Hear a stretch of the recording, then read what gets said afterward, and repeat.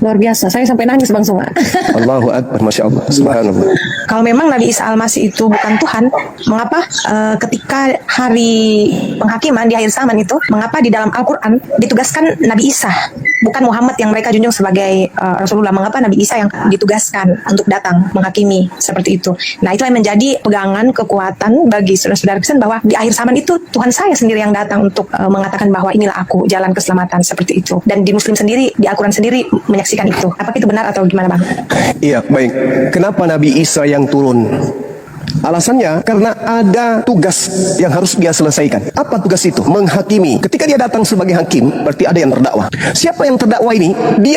Mereka yang telah mempermalukan Nabi Isa di hadapan pencipta. Makanya dalam Al-Quran itu beliau ditanyai, wa isqalallahu ya Isa bin Maryam anta qulta linnas, wahai engkau Isa, hambaku ciptaanku yang kuciptakan tanpa ayah, apakah engkau yang mengajarkan orang-orang tersebut mempertuhankan, menjadikan engkau sebagai Tuhan selain daripada aku? Apa kata Nabi Isa? Qala subhanaka ma yakunu li an aqula ma laysa li bihaqq. Maha suci engkau wahai Tuhanku, tidaklah patut aku berkata sesuatu yang bukan hakku untuk aku katakan. Jika aku mengatakan itu, pasti engkau mengetahui. Ma qultu lahum illa ma amartani bi an ya'budullah rabbi wa rabbakum. Aku hanya berkata, mengajarkan kepada mereka, sembahlah Allah Tuhanku dan Tuhanmu. Sehingga Al-Quran mengatakan, kita husyiran nasu, apabila nanti manusia dikumpulkan, dihimpunkan, apa yang mereka sembah selain daripada Allah akan menjadi musuh bagi mereka. Artinya Yesus itu adalah manusia yang disembah oleh manusia selain daripada Allah. Apakah Yesus akan memusuhi Kristen? Matius 7, 22, 23. Ternyata betul, Yesus memusuhi orang Kristen. Lalu kemudian di dalam Al-Quran ayat yang sama, dan pemujaan-pemujaan yang mereka lakukan ketika hidup di dunia akan diingkari. Apakah Yesus mengingkari penyembahan Kristen? Ternyata Matius 7 nomor 22 sampai 23. Betul,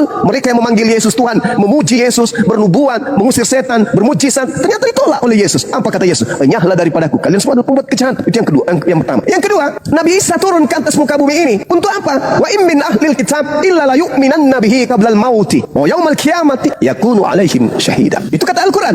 Tidak ada seorang pun di antara ahli kitab yang tidak beriman kepada Nabi Isa alaihissalam menjelang kematiannya, dan pada hari kiamat Nabi Isa akan menjadi saksi atas mereka. Lalu kemudian ketika Nabi Isa turun sebagai hakim, siapa yang mau dihakimi? Umat Islam mau dihakimi. Apa alasannya umat Islam mau dihakimi? Nabi Isa tidak datang untuk umat Islam, Nabi Isa datang untuk Bani Israel. Maka yang dihakimi adalah mereka yang terdakwa. Kenapa mereka terdakwa? Karena mereka melakukan pengingkaran kepada ajaran Nabi Isa ketika Nabi Isa datang kepada Bani Israel. Apa yang dikatakan oleh Nabi Isa alaihissalam? Maqultu lahum, saya tidak berkata sesuatu yang bukan hakku. Yang aku katakan, sembahlah Allah Tuhanku dan Tuhanmu. Di dalam Yohanes 12 nomor 48. Apa kata Yesus?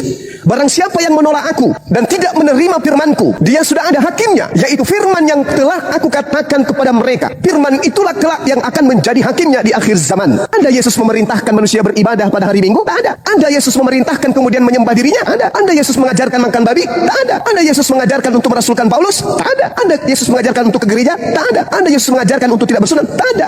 Lalu apa kemudian bisa dihakimi di Islam dari Yesus? Tak ada. Yang dihakimi adalah orang yang mengaku-ngaku pengikutnya, membawa-bawa pengikutnya, tetapi mempermalukan dirinya di hadapan Tuhannya. Makanya dikatakan datangnya Yesus menghakimi berdasarkan dengan perkataan dan firman yang ia sampaikan kepada Bani Israel. Matius 10 nomor 5 nomor 6 misalnya. Yesus berpesan kepada ke-12 muridnya. Apa pesan Yesus? Wahai muridku, ya paman, jangan kau ke bangsa lain, tapi pergilah kepada domba yang sesat dari bangsa Israel. Kata siapa? Kata Yesus. Yesus nanti kelak datang menghakimi orang-orang ini. Kau pada saat aku nasihatkan jangan ke bangsa lain, ada di antaramu yang pergi ke bangsa lain sampai orang-orang ini menuhankan aku. Oh tidak Yesus, sepeninggalmu kami teraniaya, sepeninggalmu kami dibunuh, sepeninggalmu kami dipenjara, sepeninggalmu kemudian kami dihakimi. Siapa pelakunya? Sang pembinasa keji yang duduk dan ngaku-ngaku sebagai pengikutmu, ngaku-ngaku sebagai utusanmu, ngaku-ngaku sebagai rasulmu. Siapa namanya? Itu dia, Paulus. Dialah yang menyebabkan engkau menjadi Tuhan setelah engkau terangkat. Sedangkan tak ada firman yang kau sampaikan kepada kami, sembahlah aku, Tuhankanlah aku adalah firman yang menjadi manusia, aku adalah Bapa yang inkarnasi jadi manusia. Kamu tidak pernah mengatakan itu. Makanya kami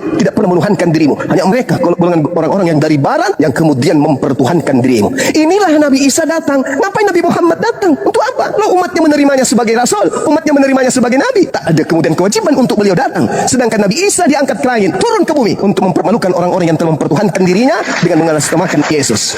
Ini yang terjadi dan itu dibenarkan oleh Bible. Yesus berkata, aku tidak berkata-kata dari diriku sendiri. Apa yang kau dengar dari aku, itu bukan dari aku, tapi dari Dia yang telah mengutus aku. Yohanes 14 nomor 27. Adakah Yesus mengajarkan Tuhankanlah aku, jadilah kalian Kristen? Makanya Yesus selalu mengatakan, waspadalah. Kepada siapa? Kepada orang Farisi. Paulus mengaku orang Farisi. Filipi 3 nomor 5. Kenapa? Aku orang Farisi. Kebetulan Yesus selalu minta muridnya agar waspada kepada orang Farisi tersebut. Nah, adakah kemudian Bani Israel waspada kepada orang Farisi? Yes, sampai hari ini Yudaism masih ada. Siapa yang menerima orang Farisi ini menjadi rasul? Orang Barat, orang Roma, orang Yunani. Kenapa dengan mudah mereka percaya? Karena Paulus tahu orang Roma, orang Yunani konsep keagamaannya adalah triteos, tridewa, 3 dewa, makan babi, tidak bersunat, ibadah minggu, perayaan dewa Horus. Ya, Paulus tahu itu, maka dia menjual agama yang dicocok-cocokkan dengan orang Barat, orang Romawi, orang Yunani penjajah pada masa itu. Ajarannya diterima. Yes, kenapa diterima? Karena mereka menyembah dewa Horus tapi fiktif. Mereka menyembah dewa Zeus tapi tak pernah nampak. Mereka menyembah kemudian Hercules tapi hanya angan-angan nenek moyang mereka. Dewa-dewa mereka tak pernah nuzul. Tapi ketika mereka melihat Yesus membangkitkan orang mati, membuat orang lumpuh berjalan, orang buta melihat, mereka takjub. Oh, inilah Tuhan kita, inilah dewa kita. Dijuallah kemudian ke Roma dan Yunani. Diterima, resmilah abad keempat Yesus menjadi Tuhan bagi mereka, menggantikan dewa Horus. Itu fakta real. Kesalahan inilah sehingga Allah mengutus Islam dengan Al-Quran untuk meluruskan. Ya ahlal kitab, qad ja'akum rasuluna yubayyinu lakum, wahai ahli kitab, Yahudi, Nasara dan orang-orang zalim yang ada di antara keduanya, telah datang nabiku kepadamu, yaitu baginda Rasulullah Muhammad sallallahu alaihi wasallam. Barang siapa yang ingin selamat, ikut. Dia membawa kitabullah, dia membawa cahaya, yaitu dinul Islam. Ikut. Tapi kalau kamu tidak ikut, hendak kemana kalian pergi? Aku akan minta kepada Bapa. Yohanes 14 nomor 26. Apa kata Yesus? Nomor 16. Aku akan minta kepada Bapa seorang manusia, penolong lain yang akan mengajarkan, membimbing kepadamu segala sesuatu berkaitan dengan kebenaran, keadilan, pengisapan dunia akan dosa. Masih banyak yang aku ajarkan kepadamu, tapi kamu belum sanggup untuk menanggungnya. Tapi ketika ia datang, yaitu seorang penolong lain, dia yang akan membimbing kalian kepada setiap kebenaran, keadilan, pengisapan dunia akan dosa. Adalah benar jika aku pergi. Sebab kalau aku tidak pergi, seorang penolong itu tidak akan datang kepadamu. Tetapi kalau aku pergi, dia akan datang. Dia akan tidak berkata-kata dari dirinya, melainkan yang disampaikan adalah apa yang didengarnya. Kemudian dia akan memuliakan aku. Siapa dia? Seorang penolong lain itu. Inilah yang diterangkan dalam Al-Quran. Wa iz qala Isa bin Maryam ya bani Israil inni rasulullahi ilaikum musaddiqan lima baina yadayhi minat Torah wa mubasysyiran bi rasulin ya'ti min ba'di ismuhu Ahmad Muhammad. Ketika Yesus datang, dia hanya untuk Bani Israel. Ketika Nabi Muhammad datang, dia adalah nabi rasul penutup untuk seluruh umat manusia. Makanya saudara Kristen itu kehilangan arah. Loh, kok bisa begitu? Oke, saya buktikan. Wahai saudaraku Kristen, siapa nabimu? Nabi Kristen siapa? Nabi Daud? Bukan. Salomo? Bukan. Musa?